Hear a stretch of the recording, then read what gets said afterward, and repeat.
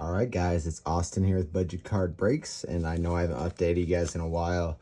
It's because I have a new job and it's just a lot more responsibility, a lot more time, and a lot more money. So so hopefully we'll be seeing some cooler stuff coming up, right?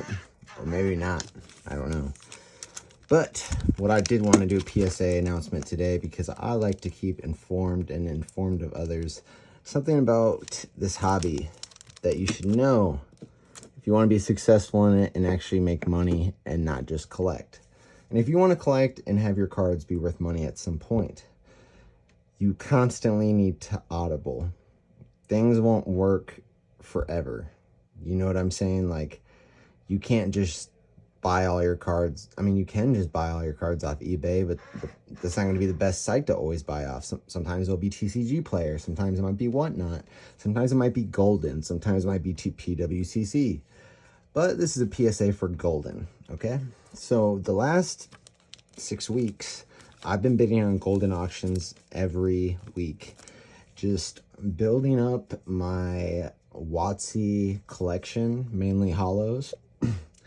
And what I've been doing is, for the PSA 8s, I've been putting in $21 bids, because a lot of people bid $20. So I'll bid on, like, let's say, I don't know, like, and I always try to make sure they're Japanese, so I don't have to deal with their first edition. So, for example, like a Japanese holographic Hitmonchamp or something. You know what I mean?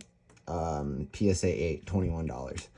And if it's a PSA 6, I'll try to do $14 or less, because then that means that, you know, the person paid more to grade the card than what you're paying for it, right? So I was doing this, and I was bidding on a total about 60-some cards per week, and I was winning every week like clockwork in the low 20s. I would say between 25 and 20, about 5 weeks in a row doing those bids. And every bid that I won, I was like doubling my money, tripling my money. For example, like I got this Fortress Japanese 2010 card.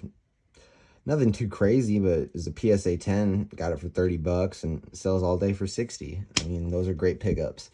But you cannot get those pickups anymore after the Netflix show, guys. It is done, over with, capiche. If you spend on Goldin, you're overspending. There's too much traffic, and I can show you right now. So this Charizard, normally, I honestly couldn't tell you off my head how much this sells for. In a PSA 8 on eBay, I paid $85 for it, which I know is way too much. I probably should have been paying $85 for the reverse. I would have expected to pay in the mid to like $50 to $55 for this card. And I paid way more, you know what I mean? And that's because the traffic. And honestly, because I didn't want to, it was crazy. It was like the end of the auction. I was winning no cards. I was like, I'm at least winning this. The only card I was winning was this, and I was absolutely depressed about it. And if anyone wants this card, comment that you collect Zero Cool V-Friends and that you would like this card. And I'm much more likely to give it to someone who comments on a lot of my videos. So, tip trick, subscribe. Pull up my last 5 videos, like, and just comment on them, and I'll send you a free card, because I won this for $5. I don't know anything about Zero Cool. Like, I just put the minimum bid on it. I didn't think I'd win. And yeah, I guess here it is. I don't want it at all, so there's that for anyone interested. And then I got this. I paid about 50 bucks for this. It's probably a little overpriced. Like, if I probably try to show this at a show, someone would not pay 50 for it. But I wanted this card a lot, you know. I'm not sure the print run on this. It probably was a lot, even though I just like the Toys R Us exclusive. I think that will mean a little bit more in, say, 20 years, 15 years. I think they're open in Canada, but in the United States, they're gone, in a lot of memories. And this was one of my favorite artworks as a kid. I loved Charmander. That was always my starter Pokemon. Fire Red was my favorite Game Boy game. So to have it in a holo is just really cool. I wish that I had some swirls in here, but, you know, you can't get everything you want in this life, right? But basically, I just wanted to make a public service announcement on this video really quick.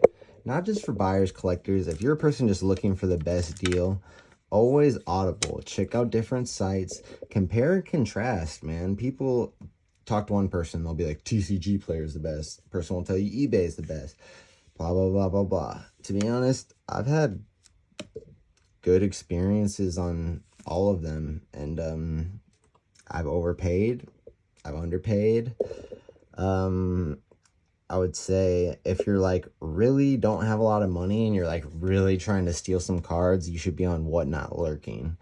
A little tip trick I used to do is you lurk around Whatnot and you look for rooms that have been open for a little while that don't have any traffic, like below 5 people. And when you enter this room, usually the person will be at a point of frustration because they've been sitting there trying to sell cards and they're just, the timer's running out, no one's bidding on shit, right? So you can scoop up a lot of cards for real cheap, man. I've gotten some real good deals on it. I remember one time in a break, I won like, it was Mac Jones rookie year. Who fucking cares? Because he's garbage now. But at the time, it was a big deal. And I won the Patriots for like $15 on a Prism. My karma came back to me though because I pulled a rookie Mac Jones patch that has never been worn. That was one color. But anyways, I'm gonna keep this video short, just gets to the point. Goldin, it's dead, boys. So if you're in the reselling game or just getting things for cheaper, Audible. I'm back at eBay right now for the time being. I've never tried PWCC out. Heard too many bad things. Whatnot's too much of a hassle, honestly, and like a lot of people just don't have the cards that I want up there. You know what I mean? And people that do, I just notice a lot with the Pokemon there. It's like sports. Everyone's breaking super expensive boxes, so you better have a bag if you want to do that. And the Pokemon, it's like a bunch of people my age, like 30, 35, taking advantage of little kids. Like they're setting up like games that like are not very winnable. Like they'll put like 6 slabs in a fucking like holder, right? And they'll put like 200 cards in there that are worth like $2 a piece. And they'll make them pay like $5 or $10 to play. And they'll be like, pick the slab. This slab is this one, you know? And people will think it's dope because they haven't really seen it. I mean, there's probably some of you that didn't even know this slab existed. But what I'm saying is, it's only a $50 slab. So it's, you know, and that's, to me, that's the best way if you're a Whatnot seller to make money is to do games, to rip people off like that. It's ripping people off. Do the stop go game, do the reach and the, I mean, people like to gamble, man. Let them gamble, let them waste their fucking money. If you try to sell singles, you will get burnt unless you have a really popular account that has a lot of heat. Per se, like backyard breaks, I've never even spent too much time in that room. I would just assume that anything that they sell sells for more than any other channel just because they can say that they bought it from them. But ever since they did that whole giveaway thing and then they didn't give the Kaboom away and the dude didn't act like it was that big of a deal, I would have snapped the fuck out, dude, because I collect Kabooms. And I know for a fact that the likelihood, I mean, I might pick up a gold Kaboom someday, but certainly not a $15,000 one. But just for them to go back on that, I would have, man, I don't know if you probably couldn't sue for that, but man, I would have definitely made him make it right. I might even showed up at their doorstep type shit. That's what would have been worth to me. Be like, let's take a flight down to Florida or wherever these fuckers are and see what's up, you know? They'd probably see it as content or something, but you know, you can't just say that and take it back. Like, that shit just showed me how unprofessional these dudes are, and they're like the leaders of the whole place. Like, get the fuck out of here, dude.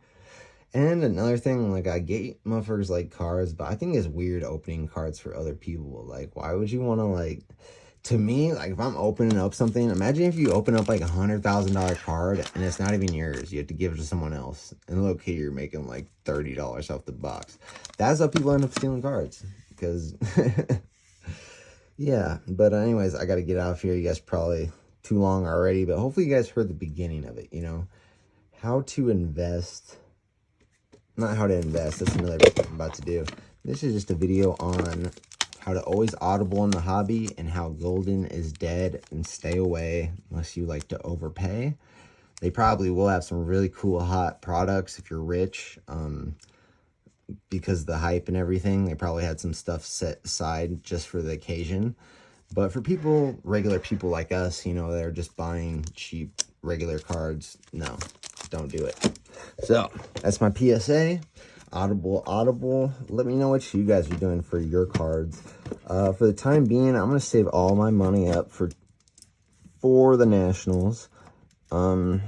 If you guys could help me sell this Sensational Signatures De'Aaron Fox card, I would be so stoked on that. That one right there.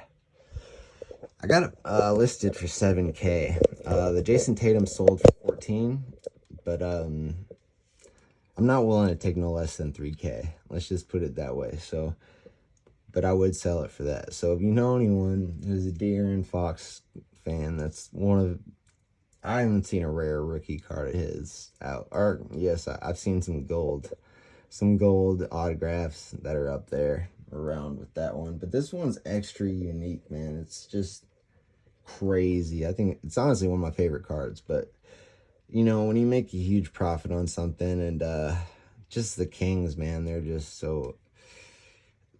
But I was so sad when they lost the tournament, man, because if they were playing the Lakers right now, I'm confident I could probably list that card for 10K and get a little bit less for it.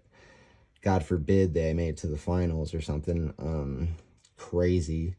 Plus, you know, but we'll see what goes on. Apparently, I don't know everything about basketball, but we'll talk about that in the next video, okay?